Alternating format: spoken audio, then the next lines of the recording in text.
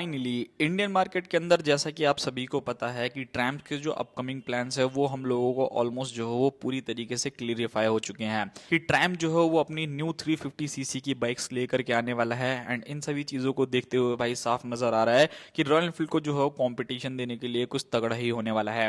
अब इन सभी चीज़ों का जो रीज़न था वो मेजरली जीएसटी 2.0 आ जाने की वजह से जितने भी ब्रांड्स है जिनके पास भी मोस्टली जो है वो 400 सीसी की बाइक्स हैं उनको ये सारी चीज़ें करनी पड़ रही हैं। आप लोगों को पता है कि ये बाइक जो है वो अप्रैल के मंथ में आप लोगों को देखने को मिलेगी। बट आप लोगों के लिए ग्रेट न्यूज़ लेकर के आया हूँ कि भाई जो आप लोगों की ट्रैम्प की तरफ से आने वाली स्पीड T400 है उसके स्पाई शॉट्स निकल करके आ चुके हैं।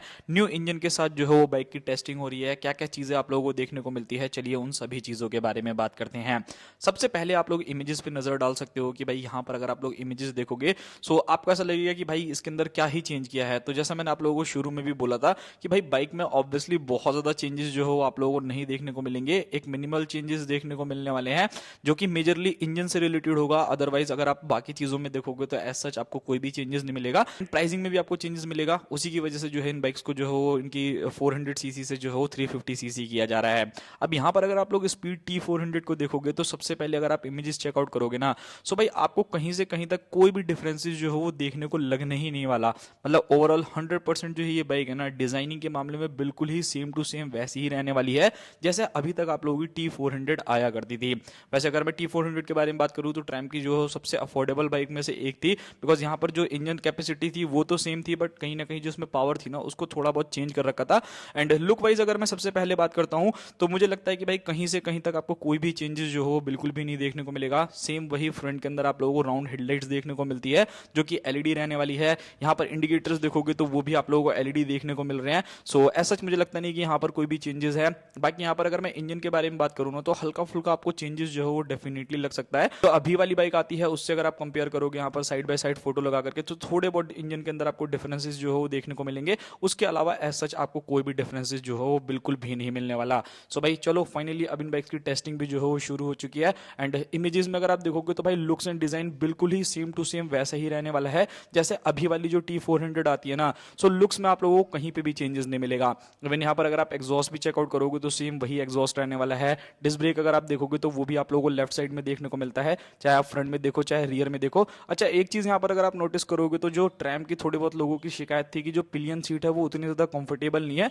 सो यहाँ पर अगर आप लोग सीट देखोगे ना तो थोड़ी सी जो है वो उठी हुई है, मतलब थोड़ी सी कुशनिंग जो है वो और ज्यादा बेटर कर दी है ताकि जो राइडर इसके ऊपर बैठ के जाए या फिर जो पिलियन बैठ करके जाए उसको कंफर्ट जो है वो थोड़ा सा और ज्यादा अच्छा मिल सके। सो ये चीजें रहने वाली है। बाकी यहाँ पर अगर मैं थर्ड इमेज के बारे में बात करता हूँ जो बिल्कुल ही रियर से ली गई है। सो उसमें भी मेरे को ऐसा कुछ खास चेंजेस नहीं लग रहा, बिल्कुल ही सेम टू सेम वैसी ही लग रही है बाइक जैसा कि अभी तक आप लोगों को देखने को मिलती है।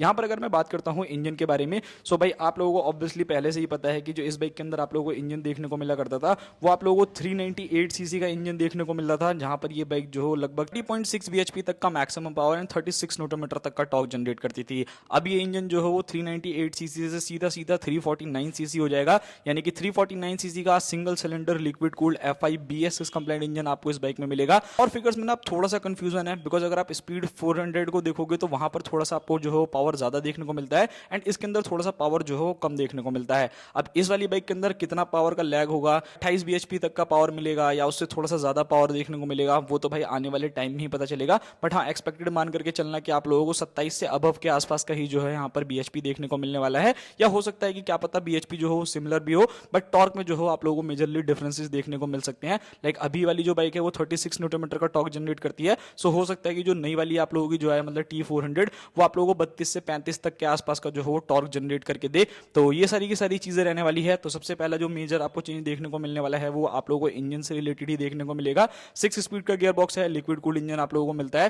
बिकॉज यहाँ पर अगर आप इमेजेस में भी चेकआउट करोगे ना तो भाई आपको प्रॉपर जो है रेडिएटर भी चेकआउट करने को मिल रहा होगा कि इसका जो रेडिएटर है सेम वैसे ही आ रहा है जैसे कि आप लोगों को प्रीवियस मॉडल के अंदर देखने को मिला करता था। नाउ फीचर्स के बारे में बात की जाए तो भाई इस बाइक के अंदर आपको सेम सिमिलर फीचर्स देखने को मिलेंगे, यानी कि ऑल एलईडी सेटअप। फ्रंट के अंदर अगर आप देखोगे तो राउंड हेडलाइट्स आपको मिलती है, इंडिकेटर्स अगर आप देखोगे तो एलईडी देखने को मिल रहे हैं, इवन टेल लाइट भी देखोगे तो वो भी एलईडी है एंड उसी के साथ साथ इंडिकेटर भी जो है वो आप लोगों को एलईडी देखने को मिल रहा है। सिंगल सीट आप लोगों को बाइक में मिल जाता है जो कि काफी ज्यादा कंफर्टेबल लग रहा है। एंड यहाँ पर अगर आप देखोगे ना तो इसका हैंडल बार भी जो हो हल्का सा अपराइट कर रखा है ताकि जो राइडर इस बाइक को लेकर के चले उसे थोड़ा सा और ज्यादा अच्छा कंफर्ट जो हो डेफिनेटली प्रोवाइड हो जाए। सो ये काफी ज्यादा बढ़िया चीज लगी मेरे को, मतलब बहुत ही ज्यादा जबरदस्त रहने वाली है, कोई दिक्कत नहीं है। नेक्स्ट चीज के बारे में बात करते हैं इसके मीटर के बारे में। तो यहाँ पर अगर आप इमेजेस चेकआउट करोगे तो भाई मीटर भी जो है ना काफी हद तक सिमिलर लग रहा है, जैसा कि आप लोगों को T400 के अंदर देखने को मिलता था। सेमी डिजिटल जो है यहाँ पर आपको मीटर देखने को मिलने वाला है। सो ये काफी ज्यादा बढ़िया चीज है। जिन लोगों को थोड़ा सा मतलब ओल्ड स्कूल वाइब चाहिए तो डेफिनेटली आप लोगों को ये मीटर जो है वो पसंद आएगा। सो इस बाइक के अंदर आप लोगों को सेमी डिजिटल मीटर मिलने वाला है। उसी के साथ लगभग 12-13 लीटर के आसपास का जो है वो फ्यूल टैंक रहेगा। हैजार्ड लाइट हो गया, dual channel ABS, slipper clutch, traction control, Bluetooth connectivity, ये सारे के सारे जो फीचर्स हैं वो आप लोगों को यहाँ पर देखने को मिलेंगे।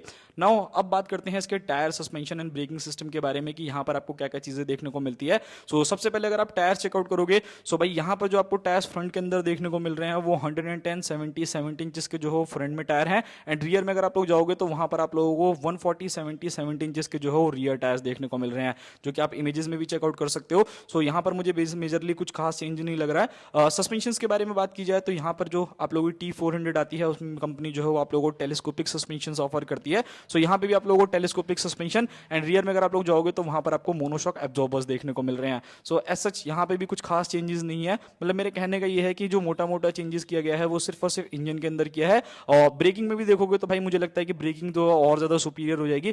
थोड़ी सी पावर जरूर ड्रॉप होगी बट मेरे को लगता है कि ब्रेकिंग में आप लोगों को कोई भी शिकायत नहीं होने वाली, बिकॉज ये बाइक जो है वो 300 mm की डिस्क आप लोगों को ऑफर करती है एंड 230 mm की जो हो रियर डिस्क ऑफर करती है।